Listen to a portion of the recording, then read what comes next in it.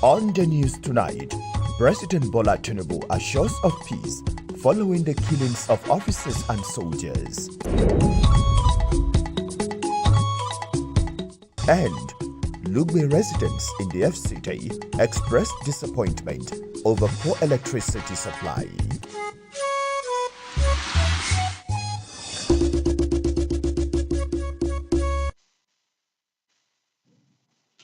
A very good evening. Thank you for joining us on the 7 p.m. news from the studios of NT Channel 5 Abuja, the Unity station. I am Abdullah Hajia. First, we begin from the presidency, where President Bola Tinubu has assured of his commitment to peace while demanding that those who perpetrated the recent killing of officers and soldiers on peacekeeping mission in the state will be made to face the law. Delta State Governor Sheriff Oborowori revealed this after briefing the president over the incident.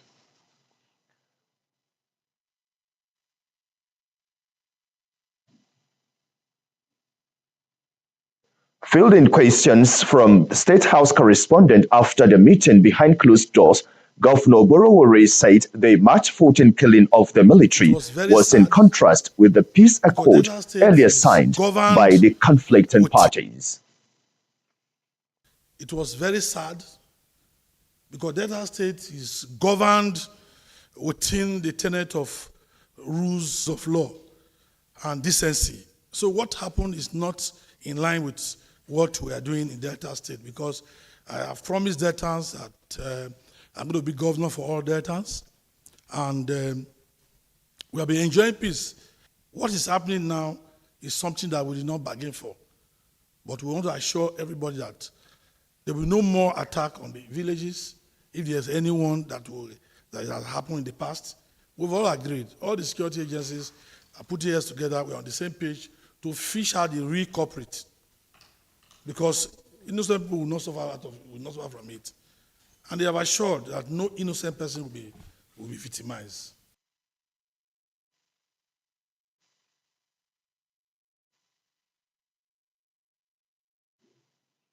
Federal Capital Territory Minister of State Dr. Maria Mahmoud has performed the groundbreaking for the construction of Zuba Relief Market in the Gwagwalada Area Council on the public-private partnership arrangement. Aisha Ubali reports that the Minister of State says it is a demonstration of the administration's commitment to the provision of critical infrastructure to residents in line with the renewed hope agenda of President Tinubu. In the name of Almighty, we're going to flag off the groundbreaking of this special relief market. Dr. Mahmoud stressed that the groundbreaking is a bold step by the FCT administration through the Gwagwalada Area Council towards reducing the burden on funding through budgetary allocations. She revealed that the Zuba Modern Market was awarded to a private engineering company in December 2021 on a public-private partnership agreement to redevelop the market to a modern market, while emphasizing the importance of robust market infrastructure in rural areas. The minister noted that rural markets serve as the lifeline of countless communities, providing a platform for farmers and artisans to sell their produce and goods. Inshallah, in the next 10 months, we're going to commission the first phase, which is we're going to have like 300 and something tons of shop for our youth to benefit, and also our mothers and all the community. Chairman, Gwagwalada Area Council Abu Giri, and Chief Executive of the engineering company, Dayo Jegan, assured that the first phase of the project will be completed in 10 months, while appreciating the administration for their leadership foresight in initiating the remodeling of Zuba Modern Market. The 618 units of Zuba Modern Market will consist mixed units of open, lock-up shops, warehouses, eatery, banking hall, restaurant, police post, fire station, public toilet, bus loading bay, as well as other amenities in line with global standard. In Abuja, Aisha Ubali, NTA News. The popular Wuse Market, Abuja, has regained its usual busy outlook with the return of traders and the large crowd of customers who would daily trudge the various shops in search of consumables or services. This is after the chain of events that left cars burned, shops in ashes, markets locked, and hearts heavy. Kama has an update. Let's dive into the recent events stirring the air in the capital city. Last week saw a tragic incident that shook the very core of this market. Now, the burning question on everyone's mind as the FCT administration swung open the gates of the Wuse market once again? Well, the answer is yes. The market has been reopened, but the echoes of that fateful day still linger in the air. The scars may be healing, but the memory of the turmoil remains fresh. As the sun rises over the horizon, businesses at Wuse market are slowly picking up the pieces, dusting off the ashes of destruction, and daring to dream once again. It's a correlation process between the marketers, and also the government and the security agencies, so that we'll see how we can come up with a very good result. The resilience of the traders is nothing short of inspiring. Despite the losses incurred, the spirit of enterprise refuses to be quenched. But amidst the chaos and clamor, has peace reclaimed its rightful place? The answer, thankfully, is yes. The authorities swiftly moved in to restore order and calm in the aftermath of the tragedy. They've been giving us assurance that they will meet with government to know how they will come to our aid. In fact, the worst of it, he collapsed. We rushed him to the hospital to revive him because of the shock.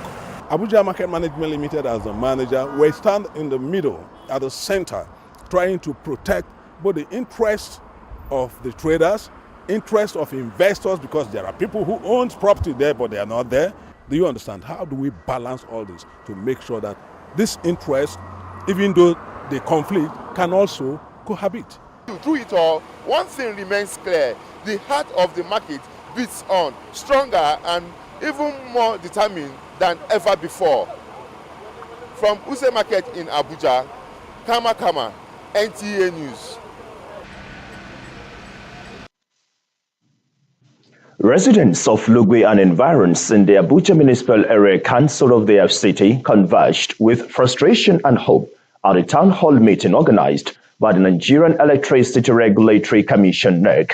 Hakimat Aliyu reports that the gathering served as a platform for residents to voice their long-standing grievances regarding electricity supply in their communities.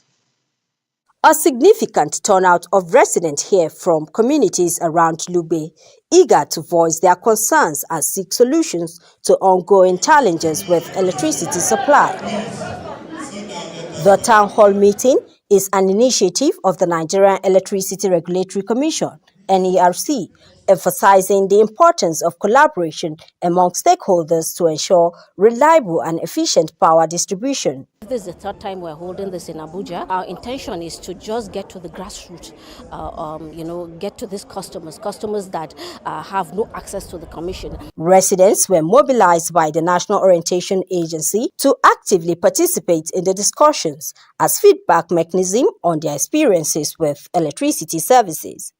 Various agitations during the interactive session include erratic power supply, billing discrepancies, infrastructure maintenance, and customer service responsiveness. We are believing and praying that they will definitely move around the whole area councils for us to be able to solve the grievances, the agitations of people. This meeting is very timely because it has only ignited the hearts and the pains of the AEDC customers. In response, official of the Abuja Electricity Distribution Company provided insight into ongoing initiatives. We're not particularly happy with some of the comments. We're going to continue to do what we can to educate customers and to work with these stakeholders just to ensure that, power is improved, and of course, to ensure that our customers are happy. NERC representatives assured residents of their commitment to enforcing regulations to ensure that electricity providers meet their obligations to consumers. This meeting is a forum for addressing community concerns constructively, and more of it, stakeholders say, will help in fostering accountability and transparency in the provision of electricity. In Abuja, Hakimat Aliu, NTA News. Thank you, Hakimat. Now, residents of Karu and Nyanya are appealing to the Federal Capital Territory Administration, especially the FCT Water Board, to come to their rescue, as surviving for several months without pipe-borne water has been a Herculean task. Serafina Rokonomekwe completes the report. A while now, we don't have water. We even spoke to the Senate representing FCT. They said that the water have an issue. They will come and rectify it. Up to date, we have not seen them. Very bad situation. I was in federal housing for the past number of years. We don't have water in the office. NEPA, ADC, Karasai, no water. The whole of us, no.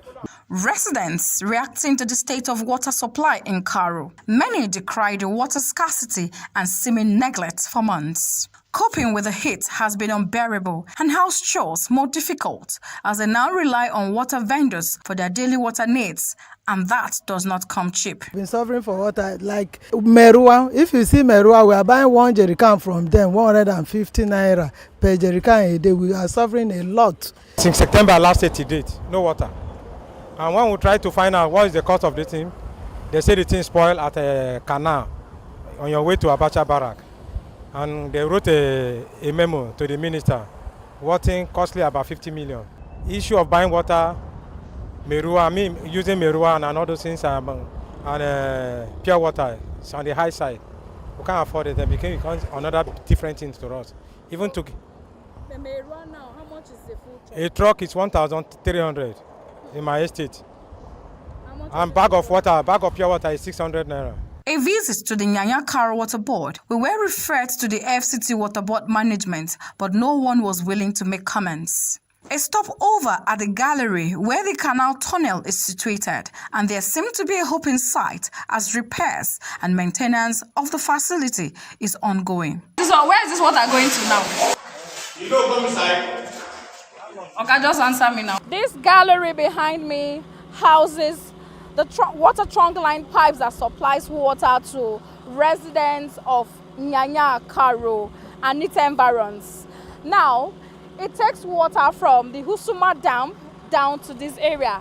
And we've been told that for the past 8 to 9 months, thereabouts, that water supply from FCT Water Board to this axis has not been functional. And that is because the pipe here has problems. But with the workmen around, they are saying that they are hopeful that water will be restored as soon as possible. In Abuja, Serafina Omekwe, NTA News. Talking religion as the number one solution to the myriads of challenges that presently bedevils Nigeria as a nation, Muslims have been admonished to go to Allah in piety and be conscious of Him in dealings, be it humanitarian or otherwise. Chief Imam, Nasrullahi Fatih Society of Nigeria, Nasfat, Abuja, Ustaz Sharafuddin Aliagon, gave the admonition as guest speaker at the Anwarul Huda League of Nigeria Ramadan lecture. Onotu Yakubu reports. Islamic clerics often attribute the basic cause of Nigeria's challenges, be it social, economic, political, or threat to national security, to lack of piety and consciousness of Allah, which in turn results to corruption across board. Muslim community can help in facing these challenges by dedication to prayers and giving exemplary lifestyle. We believe that Almighty God will not put a burden we cannot bear on our head. Then we should stand firm in our faith and serve Allah. I believe that one is prayers. You pray to God, but you don't pray alone. You also try and put in schemes for our Muslim brothers and sisters to empower them. Over the years and on an annual basis, the Anwarul Huda League of Nigeria Ramadan Lecture seeks to provide Muslim Ummah the opportunity to reignite spirituality and faith for moral discipline, empathy, increased consciousness of Allah, and strengthen relationship with Him as prescribed in the glorious Quran. As Muslims, when situation like this arises, Islam has solution for everything.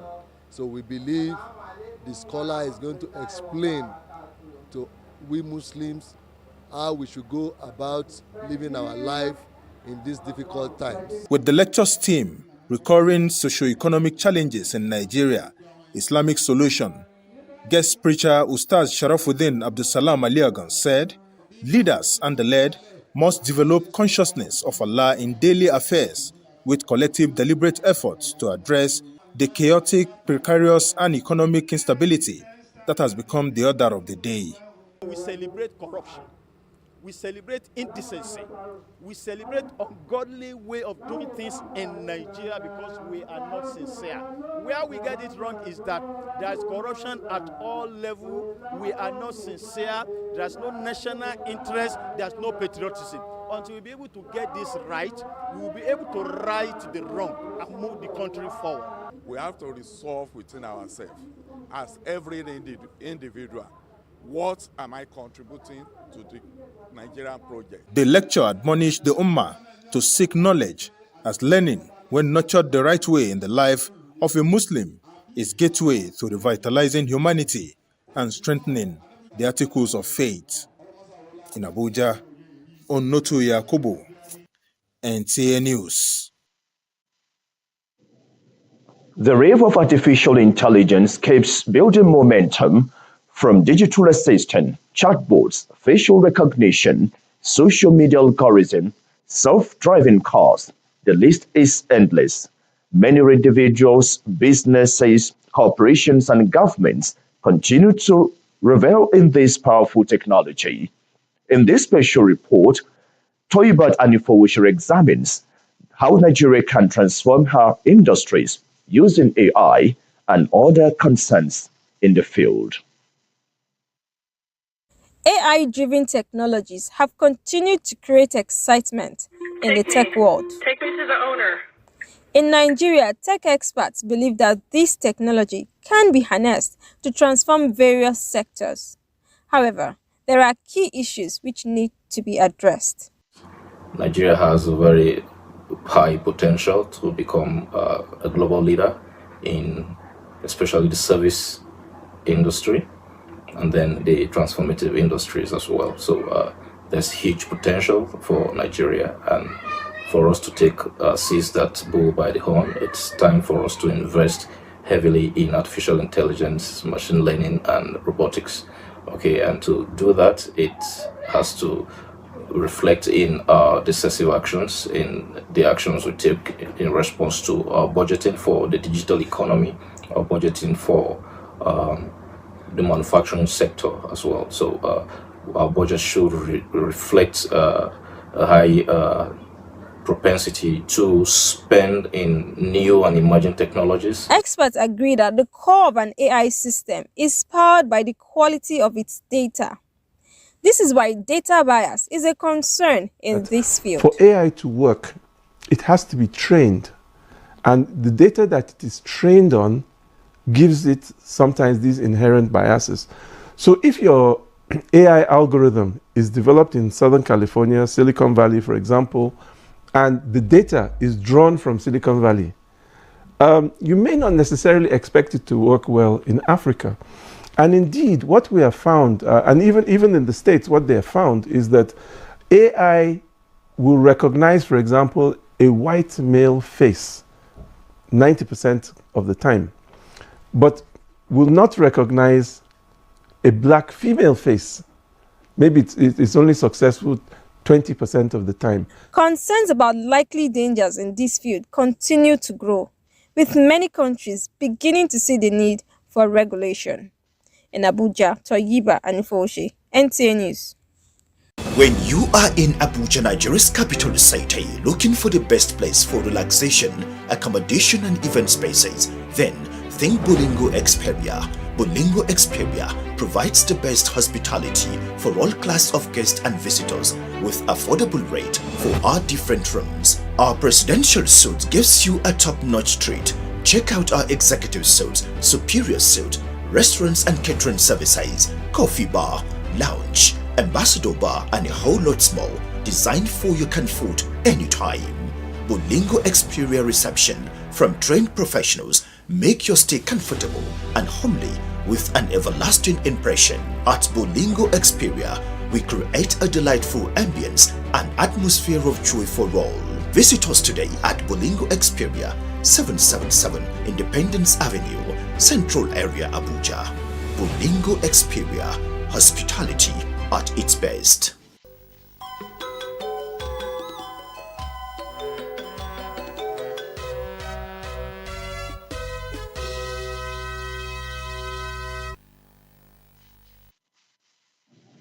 Sports Brief is next. Host Ghana will slug it out with Nigeria in the final of the 2023 All-African Games Women's Football event. The Falconets picked the final ticket after recording a 2-0 win against Uganda in the semi-finals.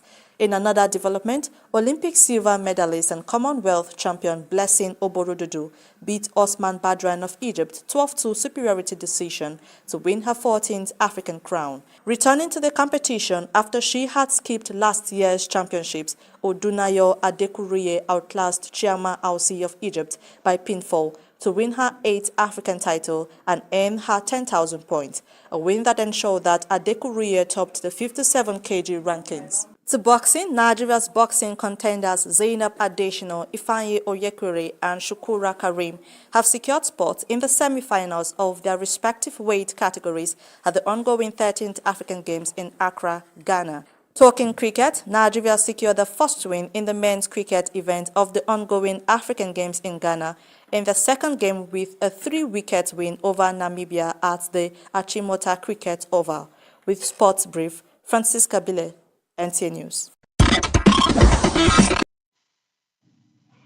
Sports Brief brings us to the end of the English segment of the news. Up next is the translations. Good evening.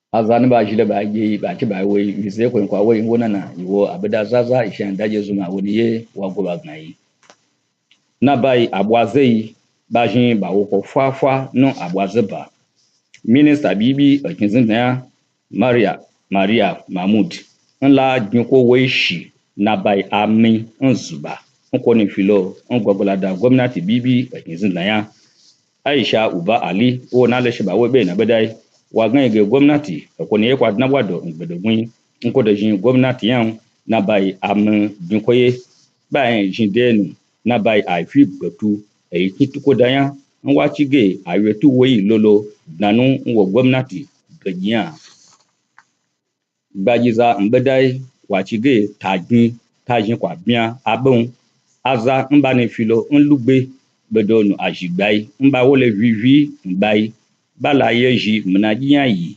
nu ayeti nge bugba kwa fuba nu azai mbani jitutulo mbani bijimba ga apabui nai e ga ko pe nge nipai Hakima Ali won be jina bai gijigiji wa genge bai yeji enu na bai bawu ba bubasan nu nepa ta gaba onalo chowo choko kuncheyin ama bai dudu bai gbe ayiwe pe aza nge bai omaje wada nkote nai ataboyan da ko bon saisu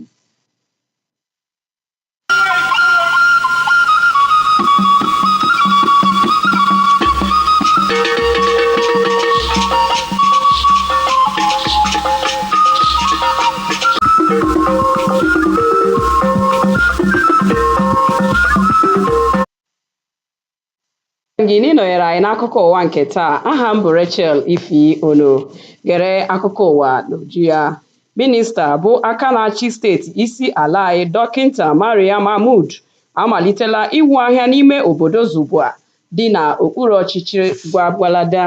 Aisha Ubali wetara akụkọ na ya bụ minista kwuru na nke a dị ire n'ihi mbọ ọchịchị ugbu a na-agba iji kwalite ihe owuwu ma mee ka ndị obibi isi ala anyị bie ndụ ha n'udo n'isi ala anyị. Ọ gbakwunyekwara na nke a so na usoro nchekwube ọhụrụ nke onye isi ala anyị Bola Ahmed kwere nkwa ya. Ndị obibi ime obodo Lugbe na obodo ndị gbara ya gburugburu n'okpuru ọchịchị Amak agbakọọla n'ụlọ nzukọ dị na Lugbe maka mkparịta ụka ha na ụlọọrụ na-ahụ maka ọkụ latrik. Onye ọrụ anyị Hakimat Aliu mere ka anyị mata na ya bụ nzukọ ha na ụlọọrụ na-ahụ maka ọkụ latrik were bụ iji kwupụta iwe ha banyere ọkụ latrik na ya bụ obodo. Igbo gere m ntị ebe a ka anyị pịachiri nke taa. Chebiri anyị n'ihe oge a echi niile. Ndewo.